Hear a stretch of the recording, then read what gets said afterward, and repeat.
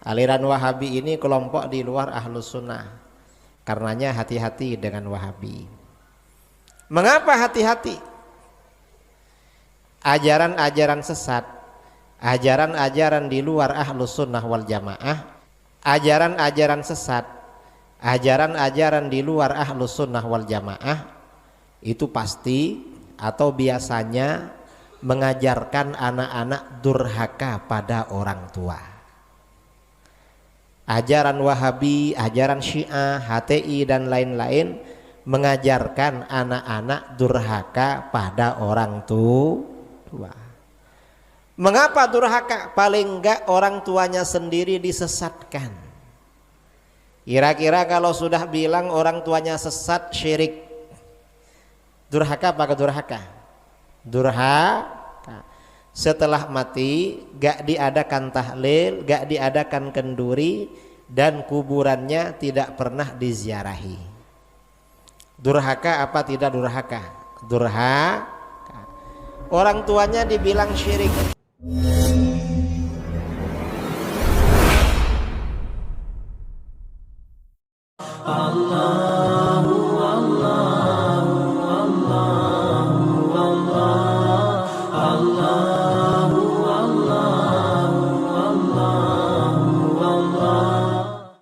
Terus kemudian orang yang mengatakan bahwa jangan belajar kepada pondok-pondok pesantren salaf, apakah dia sudah melakukan penelitian mendalam? Dengan dasar penelitian itu sehingga dia akan bisa membuat suatu rilis kesimpulan yang direkomendasikan kepada umat. Karena kita memerintah sesuatu karena ada perintahnya dari Al-Quran dan Sunnah, dan kita melarang sesuatu karena ada larangan di dalam Al-Quran dan Sunnah. Pertanyaannya, dasar Al-Quran dan Sunnah, pijakan dari Al-Quran dan Sunnah yang dia pakai untuk melarang itu ada enggak? Tuh. Kalau tidak, ini adalah fitnah. Dan fitnah itu lebih kejam daripada pembunuhan.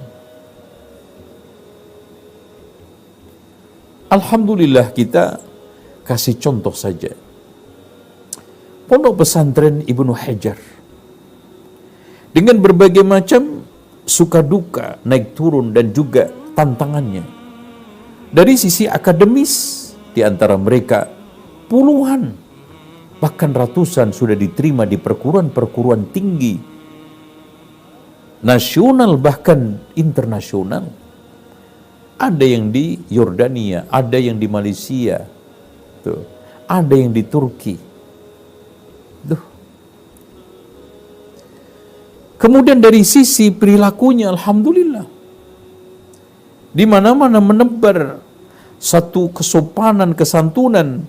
Bahkan kita ajarkan dari mulai masuk sampai dia keluar, sopan, santun, senyum, sapa, salam, sabar. Di mana salahnya?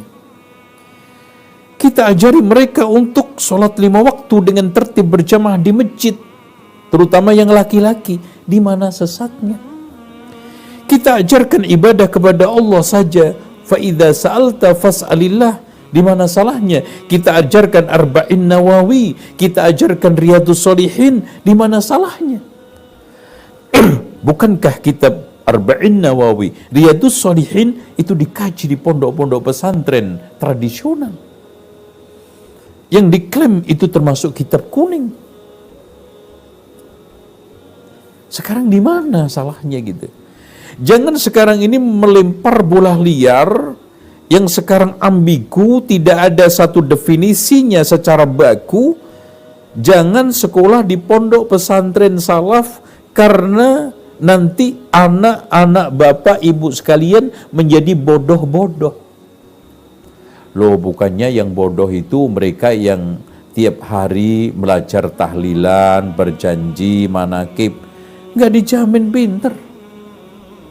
Bahkan siapapun yang hari-harinya mempelajari kebid'ahan, kesesatan, tidak akan pernah pinter, tidak akan pernah maju. Dan tolong dicamkan, Islam tidak akan pernah bisa dibangkitkan oleh ahli bid'ah. Itu kunci. Kebangkitan Islam, kemajuan Islam itu hanya dengan Al-Quran dan Sunnah. Hanya dengan syariat yang dimurnikan, syariat yang ditegakkan, bukan dirobohkan dengan berbagai macam kebid'ahan.